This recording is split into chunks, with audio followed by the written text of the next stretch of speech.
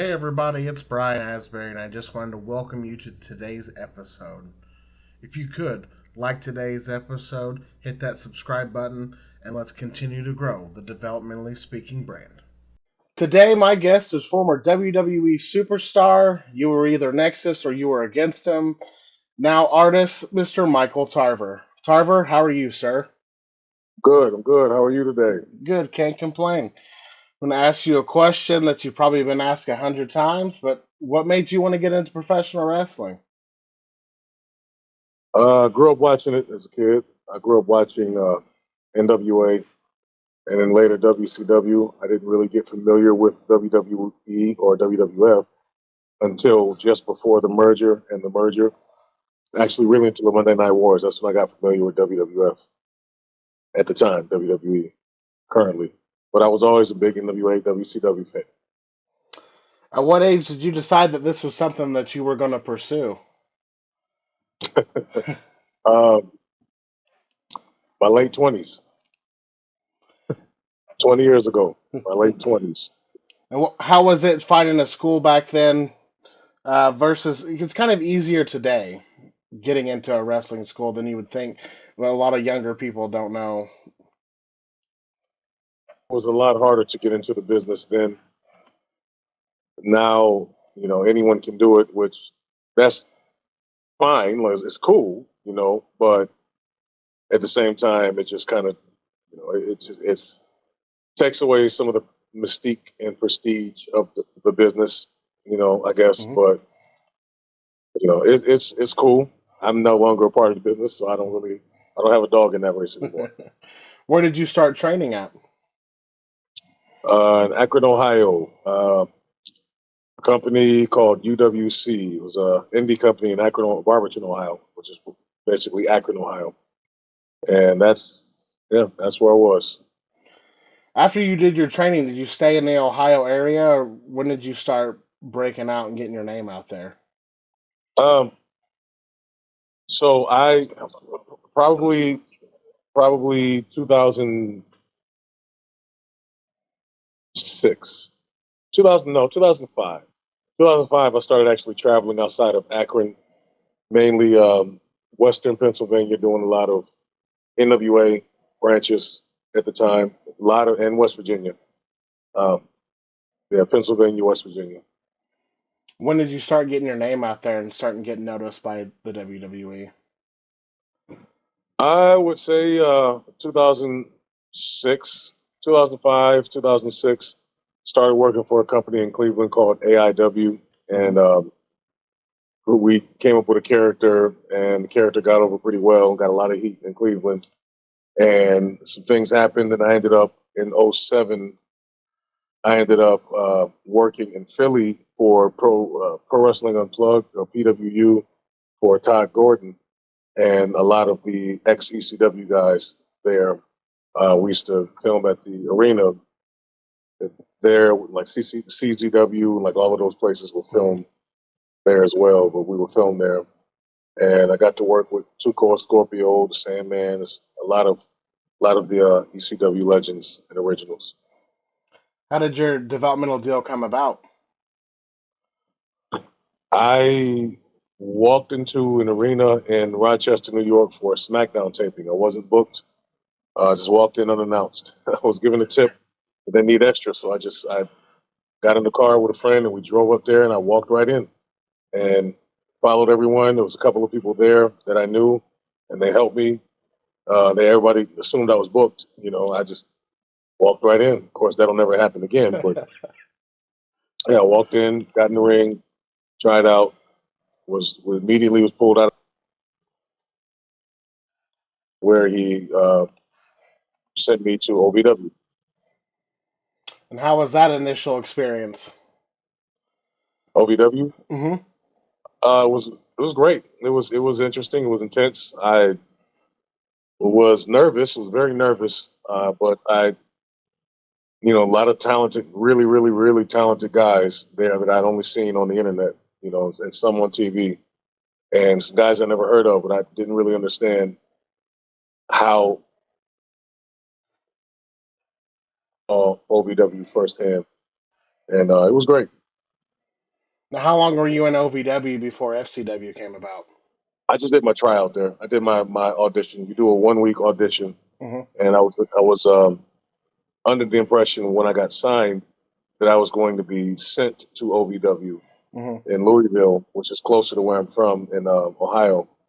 But then I got the notice that I was going to be sent to Tampa instead because then they were starting FCW in Tampa and combining Deep South and what was left of Deep South and OVW. What was that like? Going down to FCW and then they're just combining everything into one. It was it was fun. It was a lot of fun, very competitive, fun times. A lot of guys that went on to become world champions and big superstars were all there, and I got to learn from them and work with them, made some friends, and it was a great time. It was an exciting time. Was there any initial plans for you when you got down to FCW when you started training? No, there wasn't any. No, not immediate plans. However, I did go. They put me on the road really quickly. Actually, I got up on the main. Well, not I didn't make the main roster, but I started getting a lot of attention because of my promos. Hmm. And sadly, the world never actually really got to see what I could do. But that's by design. They didn't want to. They didn't. Power. Some people behind the scenes didn't want the world to see that I could really good on the mic. But I got a lot of attention because of my promos, and I got pulled up to the main roster on the road like immediately once I got to FCW right after WrestleMania 24, and did a couple of weeks on the road, and then was sent back down. And they did that with certain guys in developmental. But yeah, I got a lot of attention because of my promos. And then how much longer after that were you in FCW before the Nexus idea came about? Or what really Oh, 2 years. NXT? Yeah. Yeah, 2 years. 2 years. That was early, well, a year and a half. Well, year and almost 2 years because that Hmm. was I got signed in March of 2008 and moved to Tampa in March of 2008, the week before WrestleMania, um, and then was on the main event of WrestleMania that later that week, and then I want to say it was like April or May of 2008 when I got pulled up to the main roster and I was on the road. They did a feature in the WWE magazine that year, and I was one of the features, and I had only been in FCW for a couple months, Hmm. and they did a feature page on me, and they were really high on me. At first, they were really high on me, and that all changed. Did they? Was there a reason you feel it changed? Like a lot of people I've talked to, it was change in administration, and then they just Yeah, dropped with what they were. yeah, there was a reason. Hmm. There was a reason. So when they came to you about doing NXT, did they have a? Did they let you be you, or did they have an idea of who they wanted you to be? So I was actually supposed to debut in ECW, the new ECW, and I didn't have a passport, but I was supposed to debut in the new ECW as a you know singles competitor. Um, I was making a lot of noise with the promos, and yeah, I was supposed to actually get a debut and maybe possibly get a push. I don't know, but because I didn't have a passport and I was working really hard to get one, I finally got one. Then I guess I don't know how long they were planning this NXT idea, but they came to me and a few other people, and we were the first people who they had the idea for it, were selected for it. It was probably good that I didn't end up debuting on ECW because it would have, I wouldn't have been on NXT. Hmm.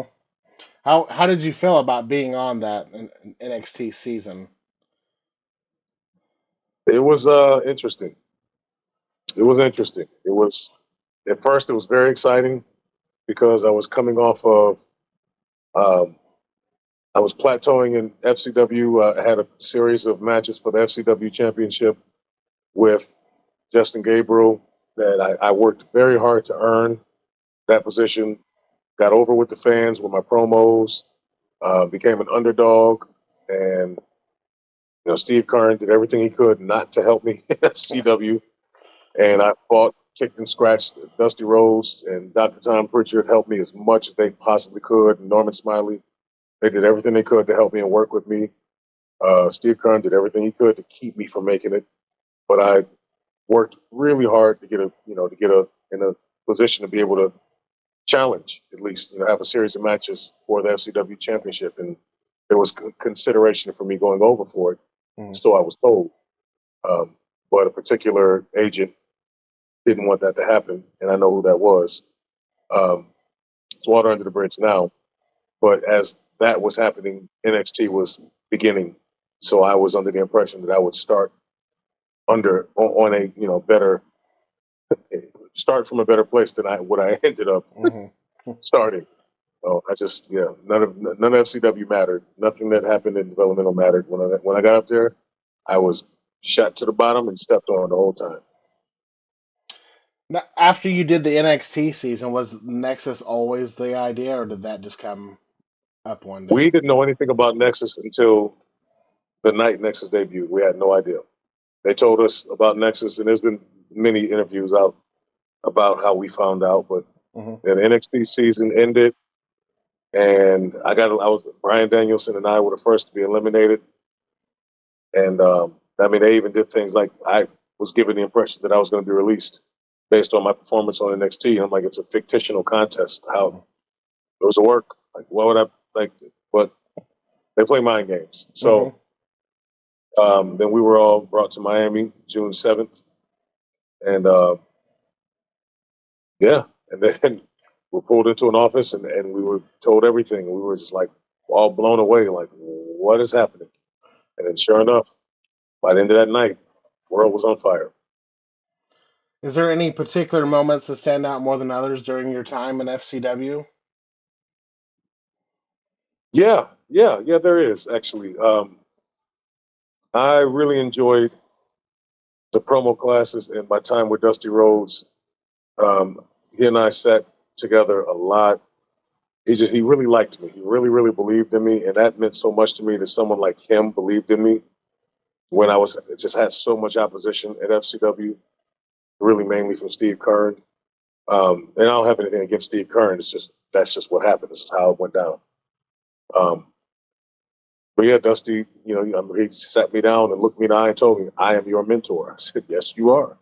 And when Dusty Rhodes tells you he's your mentor, then you don't Hmm. argue with that. And he fought hard. He fought really hard, and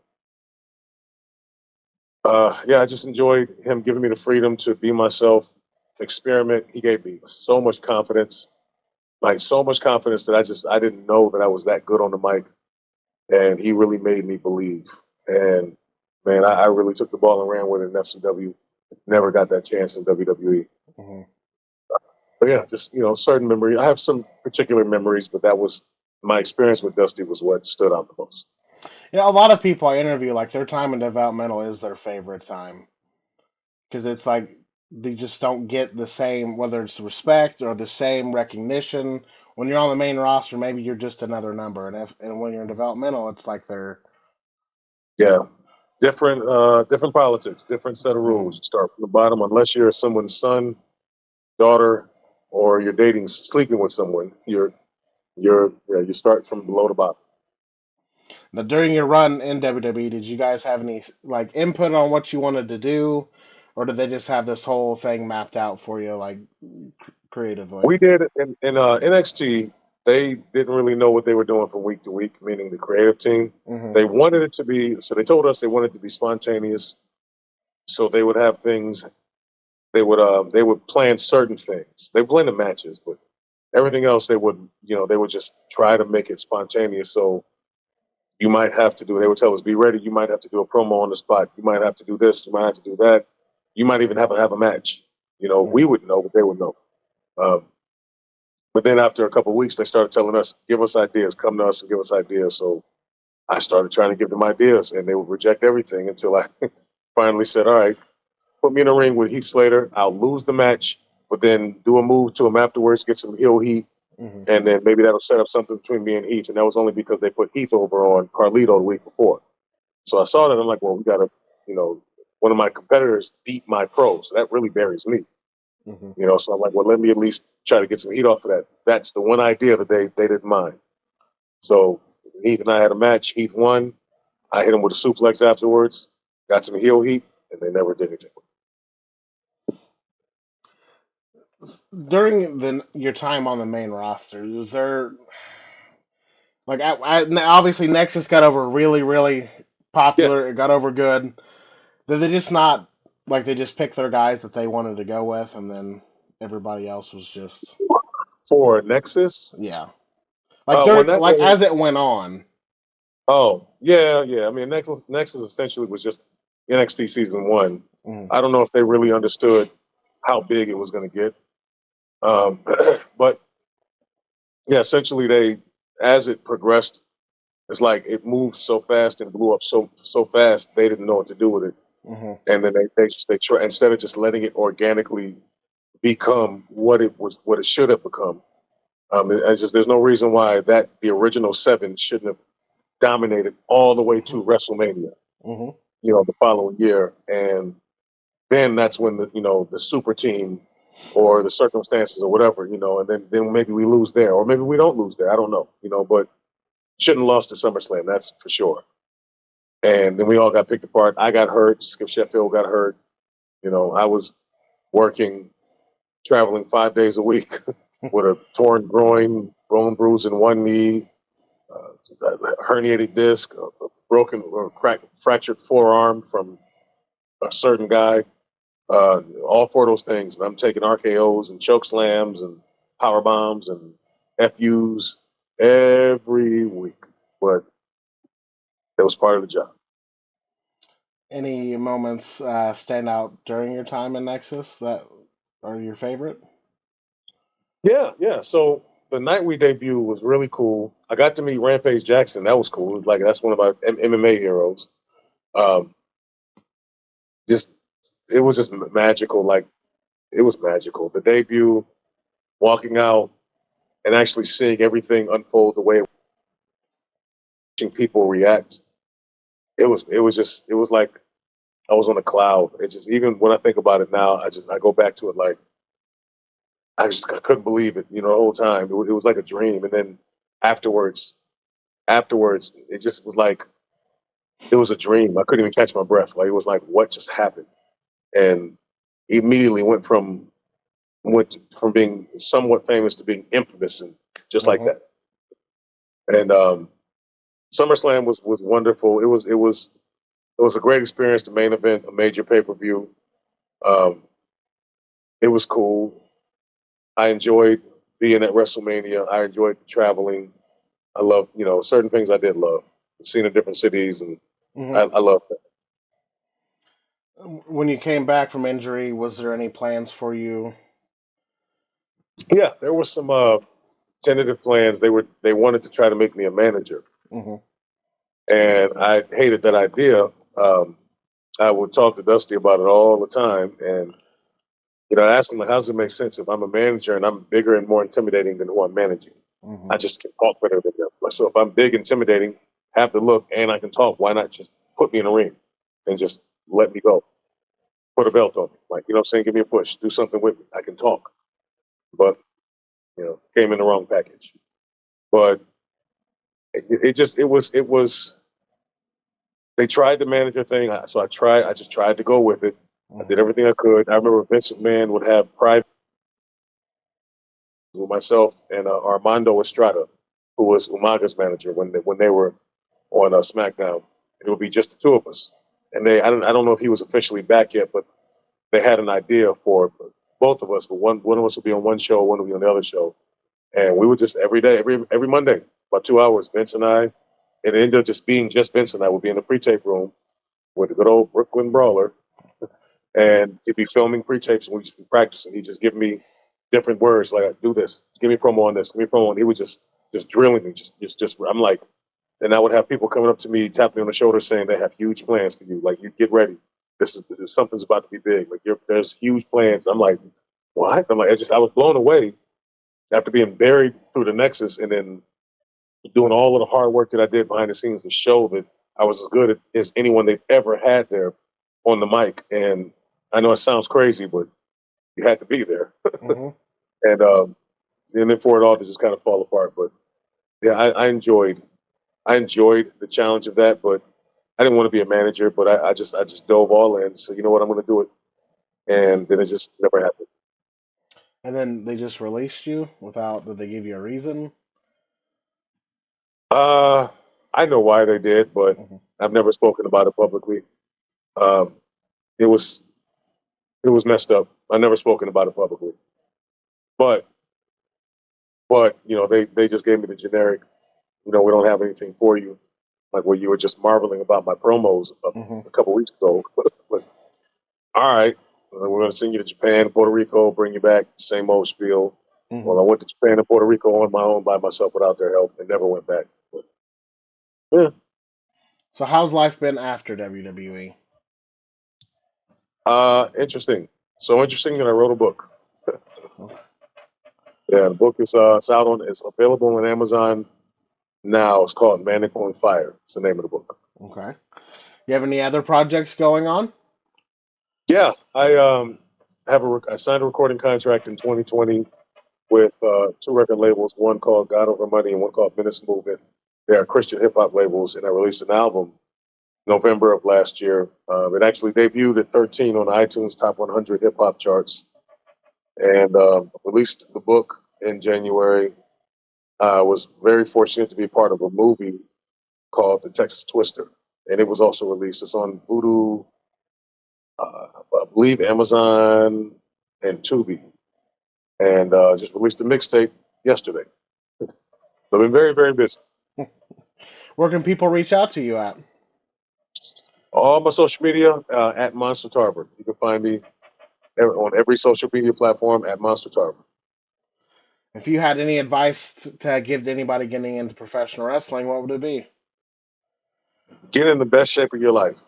Don't think that all of the cool moves that you think you can do Hmm. are what's going to get you opportunities. Cool moves.